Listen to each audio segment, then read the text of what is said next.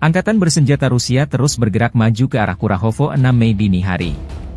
Unit-unit tempur pasukan Rusia menggerogoti pertahanan musuh di sebelah barat Novomihailovka.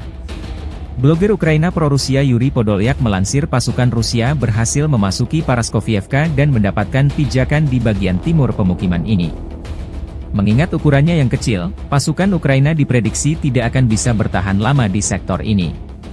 Namun tujuan utama Rusia di sini bukanlah Paraskovievka, tetapi Konstantinovka.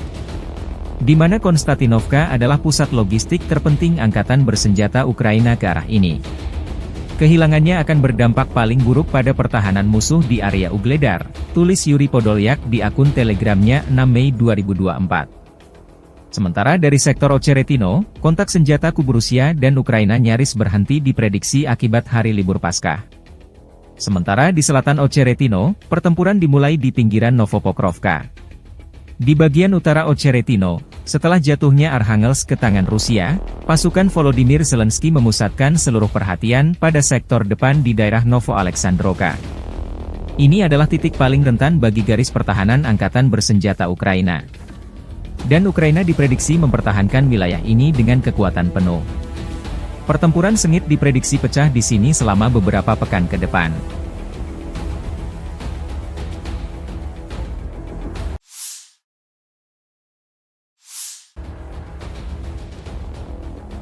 Konsorsium Perusahaan Pertahanan Negara Rusia, Rostec State Corporation, memasok hampir 80% senjata untuk operasi militer khusus di Ukraina. Demikian disampaikan CEO Rostec Sergei Chemezov pada pertemuan dengan Perdana Menteri Mikhail Mishustin pekan lalu.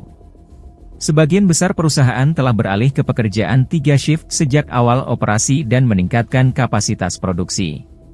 Senjata untuk pasukan Rusia disediakan khususnya oleh United Aircraft Corporation, Russian Helicopters Holding, High Precision Complexes Holding, Uralvagonzavod, pembuat senjata Kalashnikov, Teknodinamika, United Instrument Manufacturing Corporation, Radioelectronic Technologies Concern, katanya.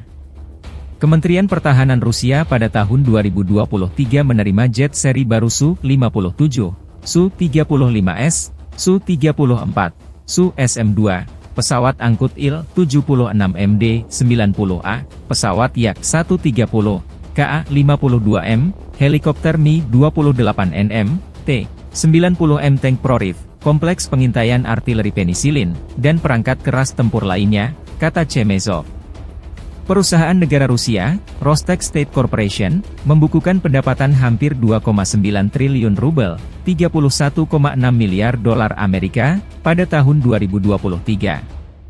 CEO Sergei Chemezov mengungkapkan hal tersebut pada pertemuan dengan Perdana Menteri Rusia Mikhail Mishustin. Pendapatan tersebut sepertiga lebih tinggi dari tahun sebelumnya. Pendapatan perusahaan mencapai hampir 2,9 triliun rubel pada tahun 2023. Ini sepertiga lebih tinggi dibandingkan tahun sebelumnya, kata Chemezov seperti diwartakan TASS pada Jumat.